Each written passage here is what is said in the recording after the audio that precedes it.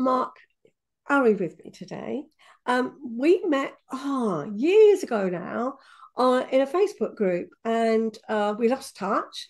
But I found him on LinkedIn. I love LinkedIn. There's so many interesting people on there, and I suppose it's changed from what it used to be like. It used to be very much you put your CV on there, and that was it. But now it's got very much of a community, and I suppose there's such a mixture of people on there. So I quite enjoy interacting and meeting and reacquainting with people. Mark is the owner of Emotional Solutions. So, Mark, introduce yourself. Thank you, Wendy. So my company's Emotional Solutions, and well, as the title suggests, I think when I thought of the title, thinking, what is it that I actually do, and realised that the one commonality between all humans on this earth is actually emotions. Now, I don't come in and say that we have emotions and feelings. That's a whole different sort of conversation. But primarily I work with one-to-ones. So I work in a structured way, a 10-week program, individuals looking at their triggers of their anger, how triggers of emotions. We talk about anger shortly, but trigger of all emotions. How that can be expressed in both positive and constructive ways, and also in negative ways, and ways of which things can impact the way we interact with the world, with our partners, with our boss, and with society as general. Yeah. And then we sort of look at little parts of, tips of how we can communicate ourselves as well in a clean and effective way. And ultimately just be able to take responsibility and accountability for ourselves by having that control over our emotions. And then we can express ourselves in clean ways. And I found in doing that, what that enables people to do is to, once you're aware, then you can start to take control. Once you have that control, then you can repurpose that energy that you've put into maybe aspects of your life that have been unhelpful or negative, repurposing that into in a positive and constructive way. That's what promotes self-esteem, purpose, confidence, assertiveness, all the good things that get talked about, but can be difficult to achieve. And through that, the ultimate goal is, happiness, contentment and emotional ease. What I've found as well is organizations are just made up of emotional individuals. So I have a passion of working with larger organizations, schools, industries where, how you communicate is particularly in an education environment, and how that can flow down to the young people and across to the parents and carers. So it's really trying to bring everyone together through that emotional understanding of who they are. Yes, and I think things are changing definitely in the workplace. I mean, we've got for mental health first aiders are being appointed, encouraged in organisations. I think there are a lot more, and I'm not quite sure it's filtered down to schools, because I still hear stories of where children who have who function differently in the world, I'm going to say. So they may have ADHD or autism, or they may have dyslexia, where they're struggling because it's not being identified, or they're being ousted. And I think sometimes, there is that. It's quite rigid. There's a whole different conversation about the education system, but I think there's still a lot to be learnt with that. I mean, I certainly, when I was at school, it was punishment and cane and so on. So you just did as you were told, or else. I think we learnt by rote as well, which certainly helped me with my times table, but I don't know about anything else. Well, it does come in handy sometimes. Yeah, I was going to say, but that's probably about the only thing that I found was useful. Learnt by rote in that respect. But interesting, isn't it? Yeah. So I'm curious. With you've told me the kind of people you work with. Do you find that is a mixture of men and women, or do you find? It is quite a mixture. Predominantly men, although more and more women are coming forward now. I find that there's no real pattern of understanding triggers, and there's men would necessarily, this would be more applicable to these triggers, and women to that. But as a whole encompassing thing of what I do, I've found that it doesn't matter from my perspective, I just see an individual, and I work accordingly with that. So yeah, it is across the board, predominantly men, but more increasingly women. I think, particularly as we talk of aggression, and I'm finding that dynamic is shifting. That I'm finding from, well, we haven't mentioned the COVID word yet, but particularly the fallout from emotional mammals being separated, isolated, and then all of a sudden we've come back together and, well, just get on with life. And unfortunately, life at the moment is on multifaceted of extra stress. Whether it's financial, whether it's work, whether it's society, whether it's our government or the worldwide issues. There's, technology's got a big answer to the question. We've got access to everything, and receiving all that information and being able to process that on an emotional level, and being able to control that's the important factor of understanding that we are emotional, things are going to trigger us, that's part of life, but actually understanding that, and through that control, then that's why I found that confidence of people, that they're not going to be overwhelmed and then maybe say or do something that they're going to regret, or it's going to get them into trouble. And it's almost like a reconnection, really. It's also relearning that skill of being able to sit with someone, or just being able to communicate, primarily with ourselves, and then obviously with other people. Yeah. Yeah, and you brought up the internet, and I think one of the things I'm so conscious of, and I encourage my clients not to watch the news, especially if they are anxious and stressed, because I think the way the news is reported is so sensational, and I feel that it's create. I stopped watching the news, 20 years ago, because I could hear that kind of, I could almost feel the anxiety rising in me when I was listening to this, the way they were presenting it. There was sensationalism in that voice. And I think that causes an awful lot of damage. It's just not reported. It's sensationalized.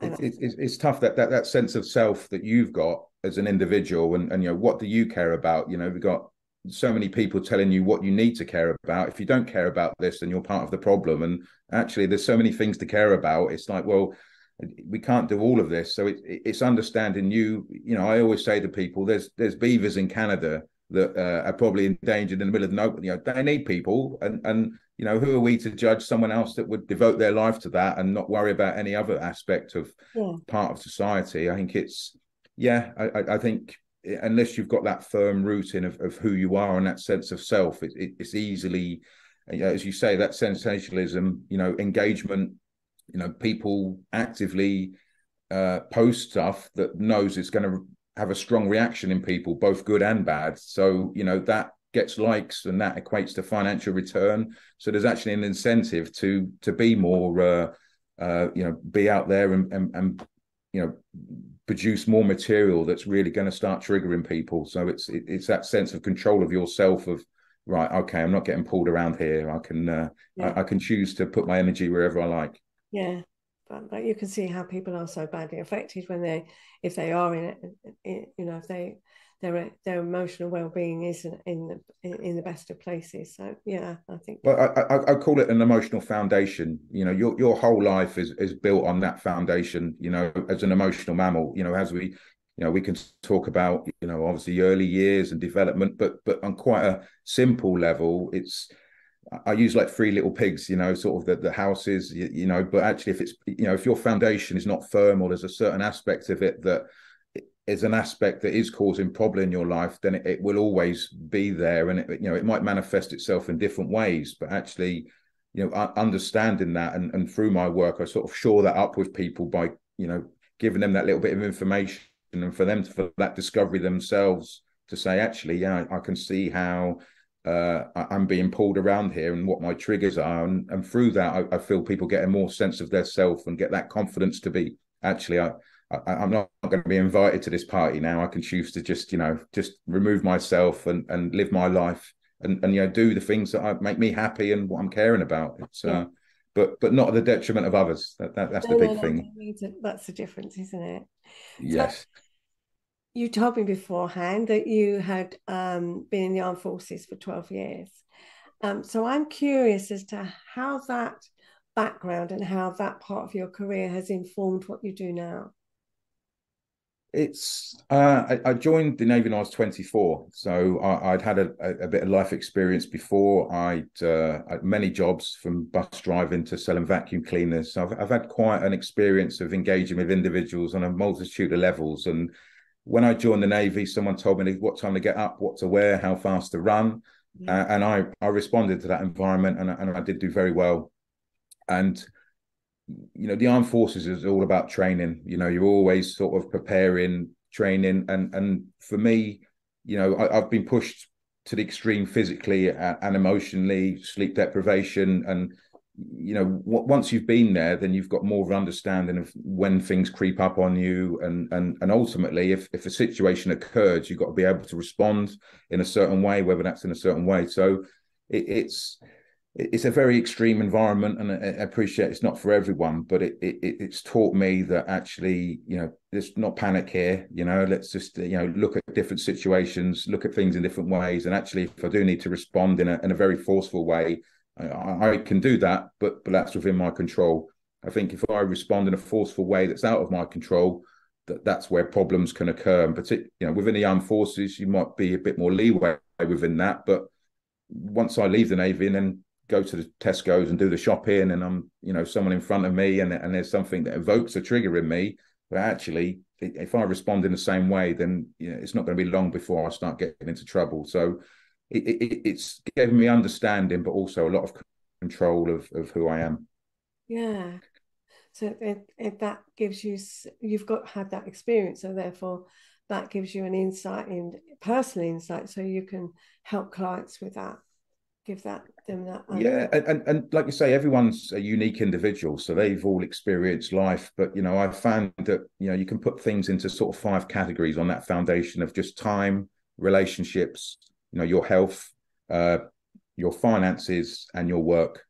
So we can, again, I like distilling things down to its lowest common denominator to make. I like working simple. I've done many complex things in my life, and many complex mathematical equations that are really not who I am, but in that environment I had to do it, and I did do it.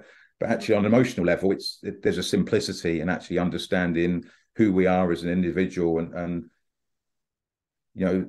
I feel a lot of people, as you say, in society, that there's a sense of there's a control aspect of actually people are being driven by their emotional responses and not necessarily knowing what's behind that. When I say to people, what triggers your anger, it's the situation. And I say, well, okay, what's the trigger behind that? And I find that knowledge is actually more empowering than trying to deal with the situation, because the individual process that themselves. I could give advice and quite specific information, but actually it's once they understand what's driving that response, I find that produces the most empowering aspect of people. Yeah. Yeah. Okay. So do you think that there's been an increase in stress, anger, anxiety more recently? Do you see that? I think COVID has exposed humanity, and not to sound too catastrophic, but I would say we've gone from a pandemic of COVID, and now that's led into an emotional pandemic of actually it's shaken people. People have been isolated. They've looked at themselves and thinking, well, what makes me happy? Do I want to go back and do this job? And and we're starting to see that in society. Whether you call it quiet quitting, the Great Reset, all these aspects of society where people are saying, look, this cannot go on. Things need to change. So emotionally, again, it's where do you put that energy? There's just so much space and exposure to the world. It's just, for a lot of people, that's overwhelming. And I've found from that overwhelm, people have, it's like an emotional disconnect. It's sort of people are just pulling in different directions. And I find that particularly working with organizations, being able to work together as a team is something that, again, is, well, we're paying you, so we want you to work as a team, but actually as an asset, well, you're an emotional human being. And as you say, that there's, mental health first aiders, there's a lot of awareness out there. But what I'm finding is companies, it's that how to do that. How do we address this in a way that's actually going to get the most out of our people, and actually not just help them at work, but actually help them personally in other aspects of their life.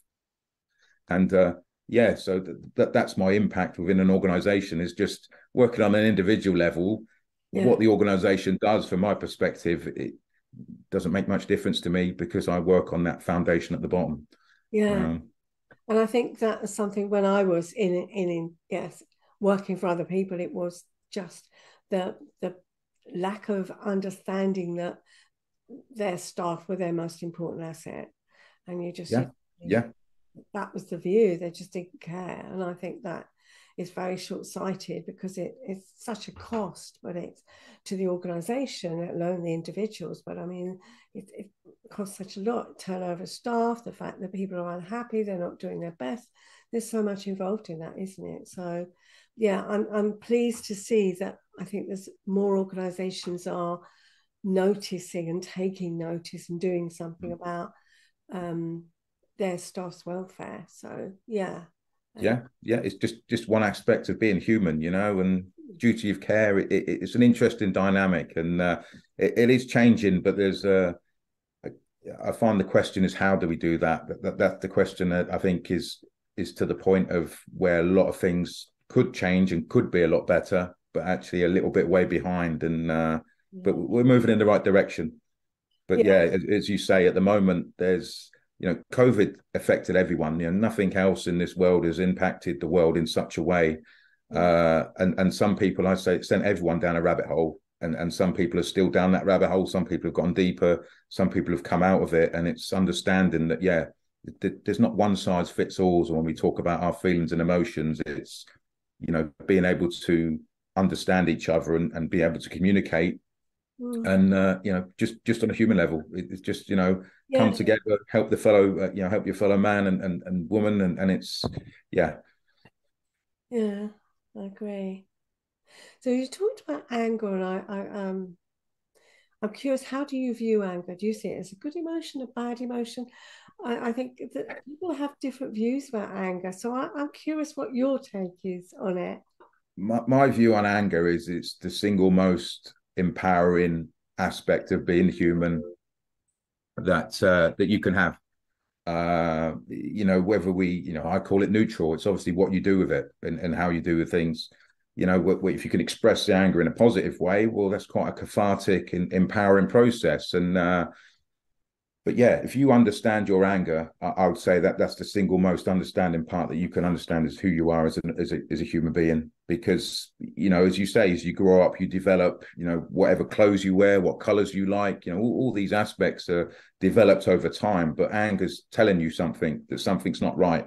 It Yeah, might be that thing that not right, what you think's not right, is actually not right in itself. But again, it gives you that context of being able to process that, rather than trigger your anger, get the physical and emotional response, and then maybe say and do things that are unhelpful. But being able to put a bit of time delay in that and actually still get triggered, yeah, but actually understand what's driving that, and then choosing the right course of action, for me is the single most empowering part of being human. yeah. Yeah, I guess the reason I'm asking is because so many of my clients, they're ashamed of anger, yeah, basically, the same as crying. They're two emotions they don't like displaying. It distresses them, and I agree. Anger is telling us something, and we can act out or we can act on anger. And I think that's what you've just said. So yeah. it's very much a case of that, isn't it? And it's just, okay, what's going on for me? Why am I feeling this way? And yeah, I think, but we see too many people acting out, especially on the roads. I think Really? a lot of people, when you mention anger, it's what we see is the aggressive side of it. And I say to people, in my personal experience, that's not where the massive problem is. It's the passive end. It's the internal part. It's the people that don't say and do things. I lived a lot of my life with my anger and very passive. And I know personally that impact. I suffered with depression in my early 20s, and that was something that took me to a very dark place. Yeah. And that was prior to actually joining the Navy. So I didn't have time to think about my emotions then, so that helped me out and pulled me through. But yeah, that passive side, and particularly as I'm sure you're finding in relationships, when you're frustrated with someone and don't say that, well, that energy's still inside of you. It's it will come out in other ways, and being able to we use the analogy of being able to vent that, but it's being able to express that, or understand that maybe you don't want to express that, but being able to have that choice and what you need as an individual. That's where the empowerment comes from. But people don't associate the passive side of anger. I done a radio interview a few years back talking about domestic violence, and I said, well, both the perpetrator and the victim are both angry individuals, but their relationship with anger, you could on a superficial level, you could say, well, one's the aggressor, but the other one's passive. Both the same levels of anger, but just experienced in a totally different way. And yeah, it's that passive side, I think, is the what we're seeing more and more so. And then, when we see the explosion, and then, oh, okay, I've worked with people to say, well, I don't shout and scream, or I only shout and scream once a month. And I say, well, what do you do the rest of the month? The anger's there. It's just, it gets to that point where it then comes out in an aggressive way. And unfortunately, when we're at home and in partners and relationships, we can feel a little bit more safer. And unfortunately, things can get expressed. All your frustrations at work when you come home, your boss has been saying things, building up. You come home, shut the front door, and then unfortunately, that's your perceived safe space, and things can start getting problematic in the way of relationships. Yeah, definitely. I think it is. You're right. It builds up, and then it spews out, and it's that phrase, the straw that broke the camel's back. And I think it is. It builds up, and instead of being able to disperse it in a healthy way, it builds up and then it spews out in some way. And it will come out in other ways, and I think understanding individuals that just because you hold it in doesn't mean that's it. You can contain that. It's a powerful thing, and it will come out. Yeah, and I think I see it so often in couples because they're upset and distressed, but instead of looking at themselves and seeing what's going on for them, they spew it out onto their partner, and it's their partner's fault, or Yeah, the way yeah, the partner's behaving, or you're sulking, or stop yeah. tantrum, or and they Look how you've made me feel. yeah. It's And hold on, why am I feeling like this? And what's it about me? And why can't I accept that my partner doesn't want to talk right now, that they've had a bad day and they need time to just process it and calm down? But then the partner who is not speaking needs at least to say to their partner, look, I've had a shit day. Just leave me alone for a little while. Yeah. It's not you. I've just had a bad day. I just need time on my own to be able to deal with it. So it's all down to communication, in my view. But Everything, yeah. often, but yeah, That's it. That there communication with yourself, of understanding, and then actually communicate. Like you say, well, I think within relationships, particularly after the phase of the excitement of finding out about someone else, then the less you communicate, the more you assume. oh And yes, yeah, absolutely. sometimes You're breaking up a bit, but we'll carry on. Yeah, where those assumptions yeah, you're breaking up a bit. are a million miles away. Oh yeah, you broke. Oh no, back again. Yeah, But yeah, it is ultimately that, Wendy. That communication is key. Without it, problems are going to occur because you're filling in the gaps, and if you're not filling, from your assumptions, and as you say, a million miles away, and oh, I didn't realize that's how you felt, or communicate your needs. Take responsibility. I'm all about that personal accountability. You're the most important person in your life, and I'm the most important person in my life, above my wife, above my children. And some people say, well, no, I've had children, I've got to be, subservient to them and their will and their way. And say, actually, I'm a better dad, I'm a better husband through, some people say, well, that's a bit selfish now, isn't it? But having lived the other side, I've realised that actually they didn't get the best version of me, or the best part of me. And actually, just taking responsibility for myself, I found that my relationships have improved tenfold. Yeah. But yeah, it's an interesting dynamic. Ourselves first. We can't look after anybody else. So that's what No, I'm reminding people, it is, I often tell the story. I'm sure you've had it a lot of times. What did they tell you when you're on a flight? What do they tell you about the oxygen mask? And some people well, I don't know. Oh, they tell you the oxygen mask comes down. Well, and I think, well, you haven't even watched it, fine. But who do you put the oxygen mask on first? Oh, well, I yeah, put it on to my child or my part. Well, how does that help them? And they sit there for a couple of minutes and go, oh, yeah. So, well, if you haven't got the oxygen, how can you help somebody yeah, else?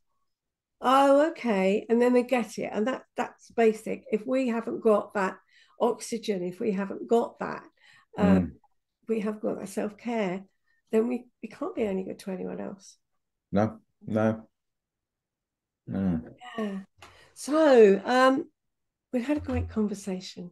And I'd like to ask you before we end, what is one tip that you could suggest to the listeners that maybe they could take away or something they might think about? Mm. I found with individuals, again, working at that foundation, I think there's a lot of, what drives everything that we've spoken about is ultimately feelings of helplessness, hopelessness, and powerlessness. And what I say to people is, you've always got choice.